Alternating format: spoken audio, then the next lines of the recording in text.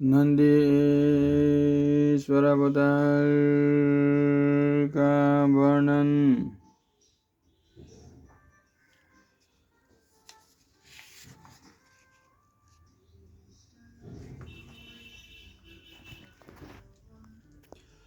नंदी जी कैसे आएंगे उसका वर्णन।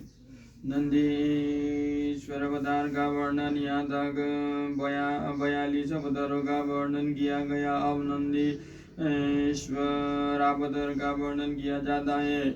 मन सनत कुमार जी ने पूछा, प्रभु आप महादेव के अंश से उत्पन्न होकर पीछे शिव को कैसे प्राप्त हुए थे, वो सारा वृत्तांत मैं सुनना चाहता हूँ, उसे वर्णन करने की कृपा करें। नंदीश्वर बोले, सर्वज्ञ सनत कुमार जी, मैं जिस प्रकार महादेव के अंश से जन्म लेकर शिव को प्राप्त हुआ उस प्रसंग का वर्णन करता हूँ, तुम सावधानी पूर्वक श्रवण करो। शिलाद नामक एक धर्मात्मा मुनि थे। पितरों के आदेश से उन्होंने अयोनिज सुब्रत मृत्युहीन पुत्र की प्राप्ति के लिए तब करके देवेश्वर इंद्र को प्रसन्न किया, परंतु देवराज इंद्र ने ऐसा पुत्र प्रदान करने में अपने को असमर्थ बताकर सर्वेश्वर महाशक्ति संपन्न महादेवी की आराधना करने की उपदेश दी। तब शिलाद भगवान महादेव को प्रसन्न करने के लिए तब करने लगे। उनके तब से प्रसन्न होकर महादेव वहाँ पधारे और वहाँ समाधि मग्न शिलादस को यथा कर जगाया। तब शिलाद ने शिव का स्तवन किया और भगवान शिव ने उन्हें वर देने को प्रस्तुत होने पर उन्होंने कहा, प्रभु मैं आपके ही समान मृत्युहीन अयोनिज पुत्र चाहता हूँ। अब तब शिवजी प्रसन्न होकर मुनि से बोले। शिवजी ने कहा, तपोधन विप्र, पूर्व काल में ब्रह्मा जी ने, मुनियों ने तथा बड़े बड़े देवताओं ने मेरे अवतार धारण करने के लिए तपस्या द्वारा मेरी आराधना की थी। इसलिए मुने, यद्यपि मैं सारे जगत का पिता हूँ, फिर भी तुम मेरे पिता बनोगे और मैं तुम्हारा अयोनिज पुत्र होऊंगा तथा मेरा नाम नंदी होगा। नंदी ईश्वर जी कहते हैं, मुने योग कर कृपालु शंकर ने अपने चरणों में प्रणिपात करके सामने खड़े हुए शिलाद मुनि की ओर कृपा दृष्टि से देखा और उन्हें ऐसा आदेश दे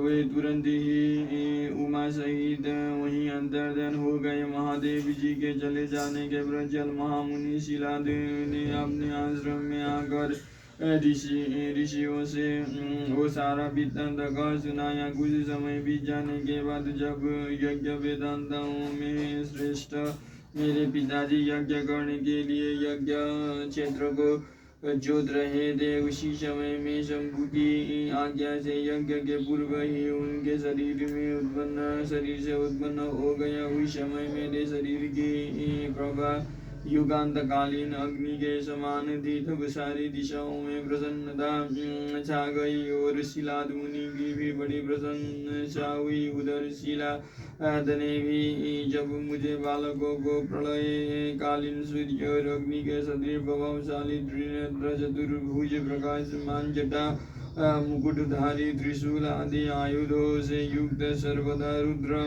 रूप में देखा। तब वे महान आनंद में निमग्न हो गए और मुझ प्रणम्य को नमस्कार करते हुए कहने लगे। शिलाद बोले, सुरेश्वर, चूंकि तुमने नंदी नाम से प्रकट होकर मुझे आनंदित किया, इसलिए मैं तुम आनंदमय जगदीश्वर को नमस्कार करता हूँ। नंदीश्वर जी कहते हैं, मुने तदनंतर जैसे निर्धन को निधि प्राप्त हो जाने से प्रसन्नता होती है, उसी प्रकार मेरी प्राप्ति से अर्जित होकर पिताजी ने महेश्वर की भलीभांति वंदना की और फिर मुझे लेकर वे शीघ्र ही अपनी पर्णशाला को चल दिए। माम ने जब मैं शिलाद की कुटिया में पहुंच गया तब मैंने अपने उस रूप का परित्याग करके मनुष्य रूप धारण कर लिया। तदनंतर शलंकायन नंदन पुत्र वत्सल शिलाद ने मेरे जात कर्म आदि सभी संस्कार संपन्न किए। फिर 5वें वर्ष में पिताजी ने मुझे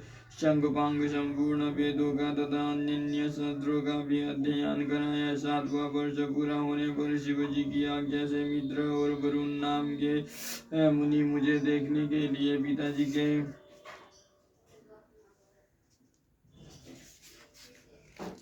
के आश्रम पर पधारे। शिलाद मुनि ने उनकी पूरी आप भगत की। तब वे दोनों महात्मा मुनीश्वर आनंद पूर्वक आसन पर विराज गए। तब मेरी ओर बारंबार निहार कर बोले, मित्र और वरुण ने कहा, तात शिलाद, यद्यपि तुम्हारा पुत्र नंदी संपूर्ण शास्त्रों से अर्थों का पारगामी विद्वान है, तथापि इसकी आयु बहुत छोटी है। इसने बहुत तरह से विचार करके देखा, परंतु इसकी आयु 1 वर्ष के अधिक नहीं दिखती।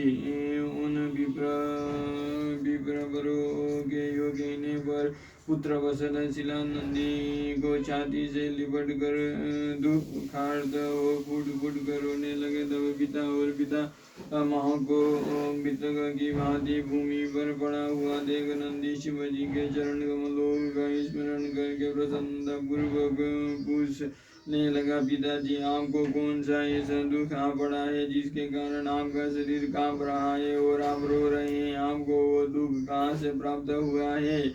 मैं इसे ठीक जानना चाहता हूँ। पिता ने कहा, बेटा, तुम्हारे अल्पायु के दुख में मैं अत्यंत दुखी हो रहा हूँ। तुम ही बताओ, मेरे इस कष्ट को कौन दूर कर सकता है? मैं उसकी शरण ग्रहण करो। पुत्र बोले, पिताजी, मैं आपके सामने शपथ करता हूँ और यह बिल्कुल सत्य बात कह रहा हूँ कि चाहे देवता, दानव, यम, काल तथा अन्य प्राणी ये सब के सब मिलकर मुझे मारना चाहे तो भी मेरा बाल्यकाल में मृत्यु नहीं होगी। अतः आप दुखी मत हो। पिता ने पूछा, मेरे प्यारे लाल, तुमने ऐसा कौन सा तप किया है अथवा तुम्हें कौन सा ऐसा ज्ञान, योग और ऐश्वर्य प्राप्त है जिसके बल पर तुम इस दारुण दुख को नष्ट कर दोगे? पुत्र ने कहा, दादा, मैं ना तो तब से मृत्यु को हटाऊंगा और न विद्या से मैं महादेव जी के भजन से मृत्यु को जीत लूंगा। इसके अतिरिक्त अन्य कोई उपाय नहीं है। नंदीश्वर जी कहते हैं, मुने यो कहकर मैंने सिर झुकाकर पिताजी के चरणों में प्रणाम किया और फिर उनकी प्रदक्षिणा करके उत्तम वन की राह ली।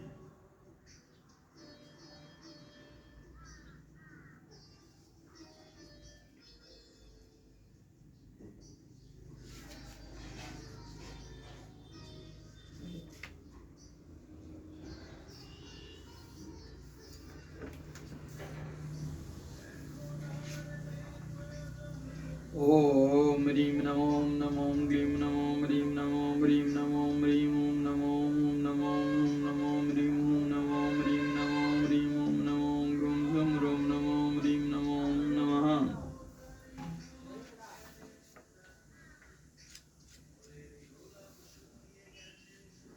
संध्यो वाच निराकारं ज्ञानगम्य परमेन वैद्युलं नाभि सूक्ष्मं न चौचमन्तसे चन्द्रं योगी विस्तस्य रूपं तस्मै तुभ्यं लोककर्ते नमस्तु। सर्वं शान्तं निर्मलं निर्विकारं ज्ञानगम्यं स्वप्रकाशो अविकारं शान्तप्रख्यं दान्तमार्गात्परस्वादं रूपं यशोदां नमामि व्रजनमेकं सुप्तं दीप्तमानं विनदं चिदनादं सहजं चाविकारि नित्यानन्दं सत्यभूतिप्रसन्नं यस्य छिद्रं रूपमस्ते नमस्ते विद्याकारोत्तमनीयं प्रवीणं सद्वचन्दं देहमात्मस्वरूपं सारकारं भवनानं पवित्रं तस्मै रूपं यश चैव नमस्ते यद्वकारं शुद्धरूपं मनुज्ञं रत्नकल्पं स्वच्छकर्पूरगौरमिष्टभीतिशूलं मण्डे दधानां हस्तेर्नमो योगयुक्ताय तुभ्यं गगनं भूर्तिदशचैव सलीलं ज्योतिरेव च पुरं कालं च रूपाणि यस्य तुभ्यं नमस्तुते। प्रधान गुरु से यश गायत्वेन विनिर्गत तस्मदव्यक्त रूपाय शंकराय नमो नमः। यो ब्रह्म गुरुते सिद्धि, यो विष्णु गुरुते स्थितिं संहरि एष्यति, यो रुद्रस्तस्मै तुभ्यं नमो नमः। नमो नमः कारणकारणाय दिव्यप्रीतज्ञानबुद्धिदाय समस्तलोकान्तरविभूतिदाय प्रकाशरूपाय परात्पराय यस्य परं नो जगद्दुच्यते पदार्थचितिरुदिश सूर्यम इन्दुमनुर्जम्बरिर्मुखानाभितच्छान्तसे कीचं तस्मै तुभ्यं सम्भवे मे नमस्तु त्वं परं परमात्मा च त्वं विद्याविविधहर सदब्रह्म च परं ब्रह्म विचारणपरायणं यस्य नार्दिनं मध्य च नान्तमस्ति जगत्तदगतं स्तोष्यामि तं देवमबाडमनसगोचरमेष्य ब्रह्मोदयो देवमुनय च तपोधनं न विभिन्नवन्ति रूपाणि वर्णनीयं कथं शमे श्रिया मया ते किं श्रेया निर्गुणश्च गुणं प्रभुनैव जानन्ति यद्रूपं क्षेत्रमपि सुरासुरं नमस्तुभ्यं महेशान नमस्तुभ्यं तवो मया प्रसीदशम्भुदेवेश भूय भूयो नमस्तुते